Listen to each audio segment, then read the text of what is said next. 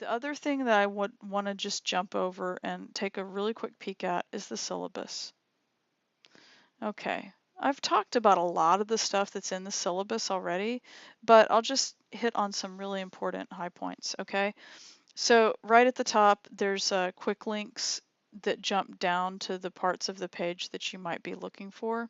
So like for instance, if you want to say, okay, what are my textbooks? You click there and it jumps straight to the textbooks, okay? So that you don't have to go fishing around. But that being said, I want you to read this entire syllabus. It's part of your responsibility for your orientation. I'm not going to read everything to you, right? So you need to go back and read it so you don't miss anything. This has all of this important information about our meeting times, where my office is located, and so on. This is me saying hello, smiling at you. All right. That's how you spell my name. And this is my email address. Um, you can always also, by the way, on any post, you can always click on my little avatar and it'll take you like to my bio and my contact information. And then instructor contact, you need to read this, but basically what it's saying is that I reserve the right to get back to you within 1 to 3 days of you contacting me, but reality is that I get back to you usually same day or next day, unless there's some kind of extenuating circumstance. So I'm really good about getting back to people very quickly. You do have a prerequisite for this class. It's MAT 110. If you haven't taken that, please talk to me. Administrative deadlines, you can look at this. These are normal ones. One that I do want to point out is the pass no pass grading status. This isn't something that I have any control over in terms of the deadline for the date. If you decide that you really want to stay in the class, but maybe work has gotten really hectic, or you don't want to mess up your GPA because some life events have gotten in the way, but you do want to keep in the class so that you can get the material and follow along, then you want to pay attention to this date right here. And if you're watching this in some other semester, just check the syllabus and make sure you're looking at the right date. But yeah, this date, if you change to no pass or pass no pass before that date, then it doesn't really matter. It's not going to affect your GPA if you don't pass the class. If, however, you do not change before that date, there's nothing I can do. You're going to get a letter grade, okay? If you withdraw from the class before, the withdrawal date, then you'll get a W on your transcript, but which actually doesn't really look that good when you have a whole bunch of W's. So just be aware of that too. A lot of people think, oh, I'll just withdraw from the class. Well, that doesn't really look good if you're trying to transfer, just so you know. Okay, holidays. All right, we've got these holidays. We've got spring break. And I do reserve the right to drop you. This is actually important. And it's not that I have the right, it's that I actually have the obligation if you are not participating.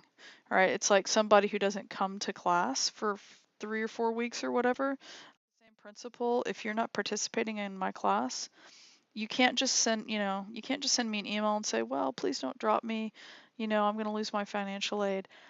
I cannot make decisions about whether or not I keep you in the class based on whether or not you're going to lose your financial aid.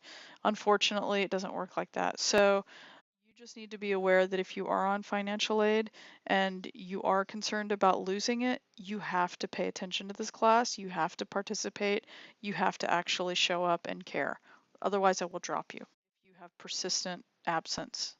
Pass no pass information, we do count it towards our certificates if you pass with a pass no pass in MAT, so just be aware of that. Okay, this is an advanced Photoshop class, right? These are our main student learning outcomes, which you should read, all right? Basically, the way that they're broken down is the first one is sort of about technical competency, the second one is about artistic talent and competencies, and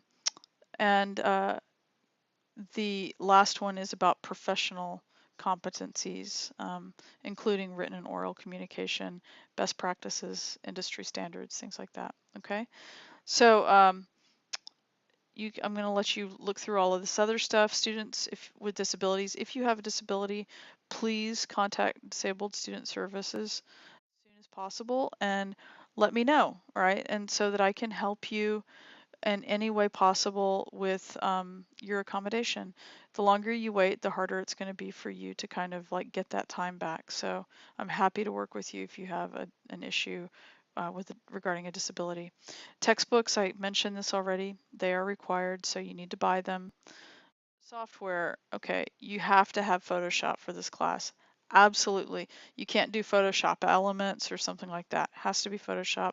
If you don't already own Photoshop, where you need to buy the software.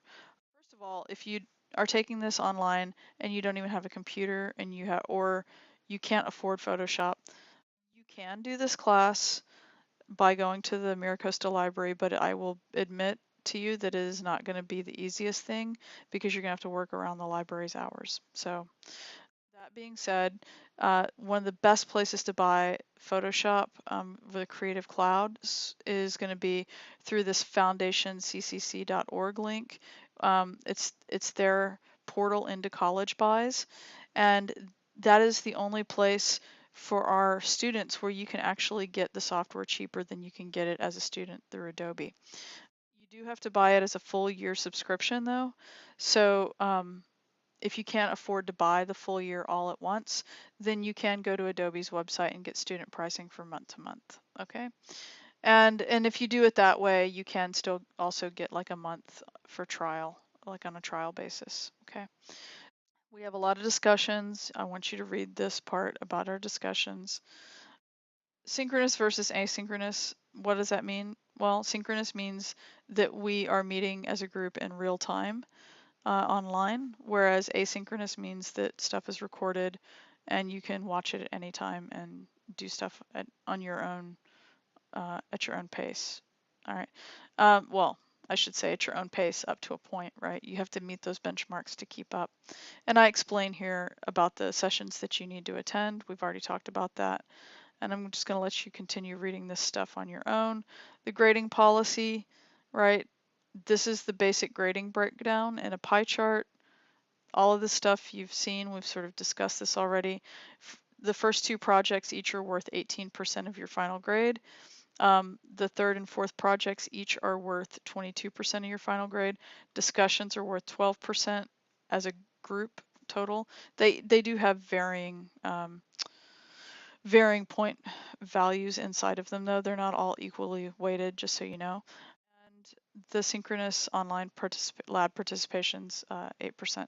Now, the thing about discussions that I just want to make really crystal clear is that a lot of people sort of look at the point values of them. You know, there are like 9 or 10 of them for a total of 12%. And so you might go, oh, it's like a point here, a point there, 2 points here, 2 points there, whatever.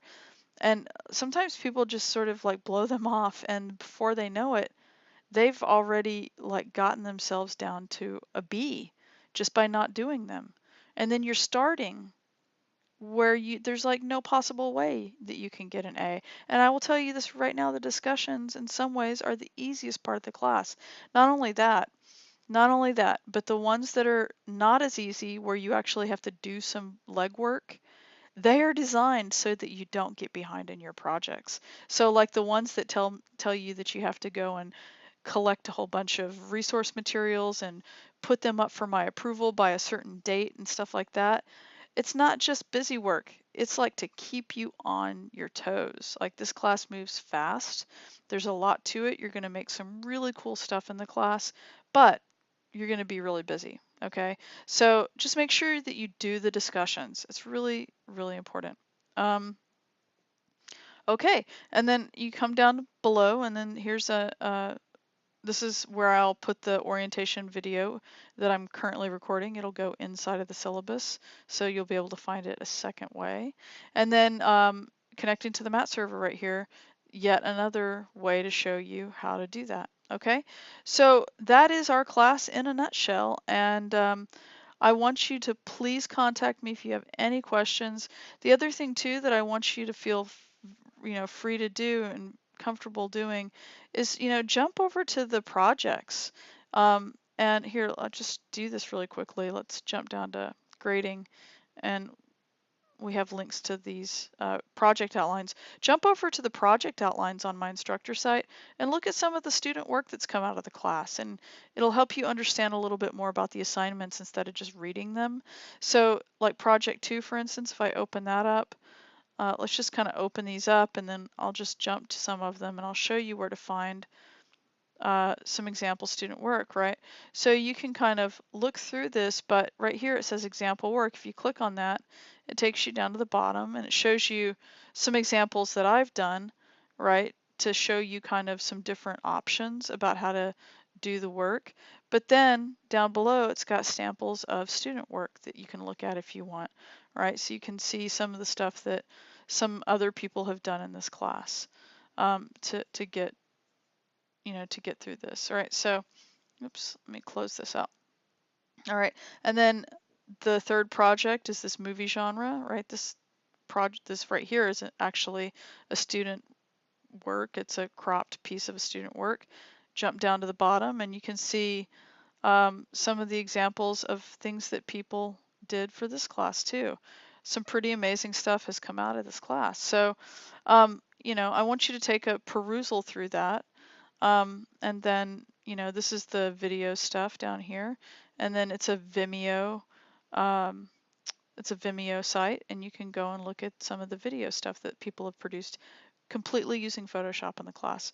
All right, so anyway, I'm really looking forward to a great semester. I know this is a long introduction, but it's not any different than us doing it in an on-ground class together. So, all right, let me know if you have any questions.